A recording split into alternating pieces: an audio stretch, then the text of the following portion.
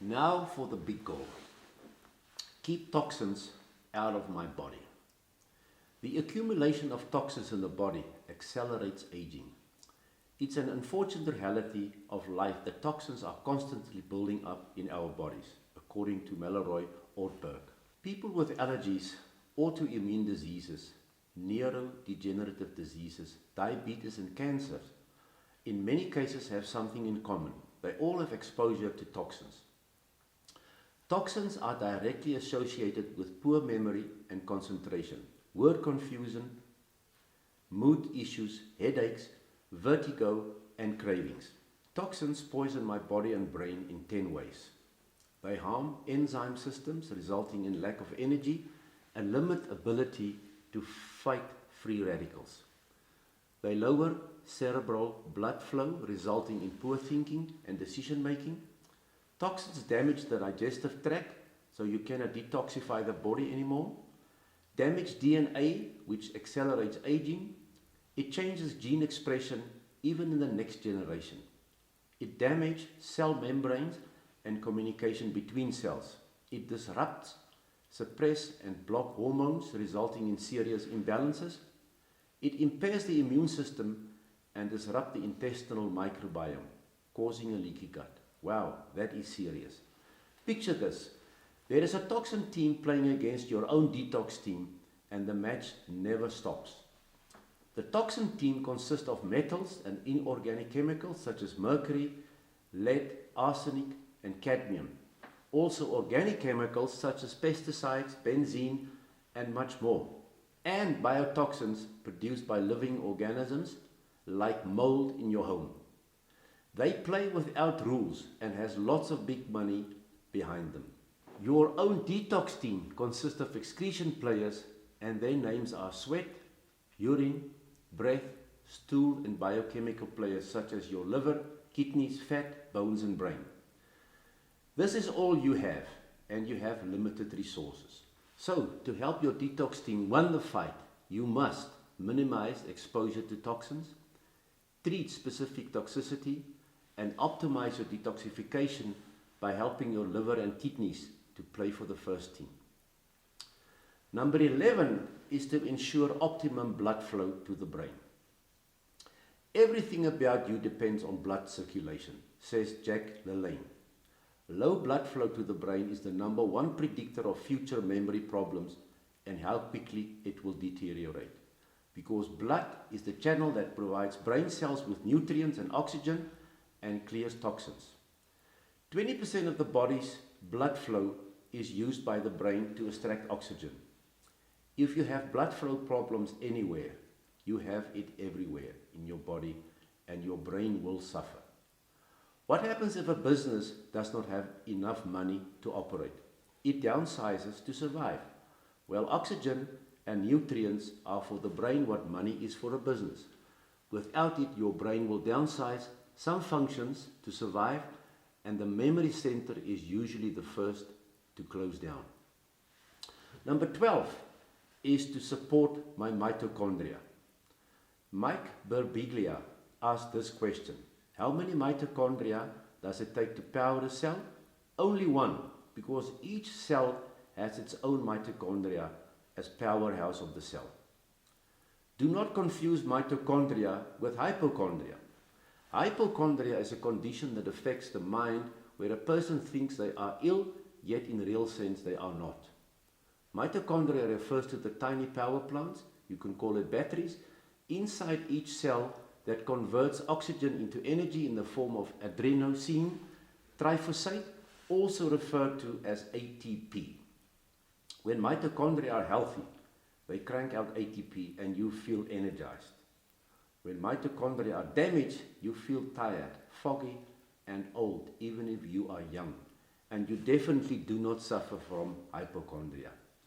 Aging is the most common reason for mitochondria not working properly. They drop with 50% from the age 30 to age 70. There is, however, a lot you can do to keep your mitochondria fired up with eating the right food and taking the specific supplements that help for it. May there be good batteries in your cells, especially when you get older, so keep charging them. Optimize my mental health is a very important goal because negativity is poison to the soul and brain. An unknown wise person once said, "Do not believe the things you tell yourself when you are sad and alone." And our own Desmond Tutu chipped in by adding that the mind can create hell out of heaven, but also heaven out of hell. Chris Carr has to say this: if you don't think your anxiety, depression, sadness and stress impact your physical and brain health, think again. All of these emotions trigger chemical reactions in your brain which can lead to inflammation and a weakened immune system. Learn how to cope, sweet friend. There will always be dark days, he says. Getting your mind right is critical for your brain and memory rescue. And getting your brain right is as critical for your mental health. Therefore, anything that negatively affects your mind has the same effect on your brain and vice versa. So please seek help if you have mental problems and do not listen to anyone telling you just to fix yourself. Tony Sorensen once said, "You can't wear your brain out by overusing it." So stimulate my brain is my next goal. The more you use your brain, the more brain you will have to use, according to George Dorsey. He must have had a healthy brain to come up with such a nice quote. At first, I was wondering what Christian Schmidt meant by saying that home is where the brain rots. But then I got it. He was talking about retirement. So never allow your brain to retire, even if you are retired from your job. Explosions in the field of neuroplasticity proves that our brain continue to develop new neurons throughout our lives in response to social and mental stimuli. So, is the COVID-19 lockdown the supreme brain killer? Yes, in my opinion. It is a fact that new learnings changes the structure of the brain in a positive way. When we exercise our body and our muscles, it grows stronger. When we stop, we lose muscle mass. The same is true for the brain. When you exercise the brain with new learnings, it grows stronger. But when you stop learning, the brain shrinks. Our focus must be on learning new skills. Therefore, we can deliberately choose to heal our brains even after neurodegeneration has occurred from aging, disease or trauma. Remember, use it or lose it goes for rugby and the brain. Number 15 made more sense once I grasped what David Eagleman meant by saying, your brain is built of cells called neurons and glia, hundreds of billions of them. Each of these cells is as complicated as a whole city. Optimizing my brain's electrical signaling and neuroprotection then became a priority to me. When a nerve signal reaches the end of the cell's neuron, it cannot simply continue to the next cell. Neurons talk to each other at junctions called synapses. A synapse is a structure that permits a neuron or a nerve cell to pass an electrical or chemical signal to another neuron. This is how we think, remember, and how the brain gives instructions to the rest of the body to act. Have you heard about thieves stealing electrical cables from the railways? The trains do not run then. It is the same with your brain cells. If the synapses do not work, the electrical train in your brain stops. You then have brain load shedding. Your game should be to make sure that less neurons are taken away than what you can regenerate. This is a game you cannot afford to lose. When will we learn to avoid head injury and to take it as a serious health goal? Dr. Daniel Amel says the following: having one or more head injury has been associated with an increased risk of memory issues.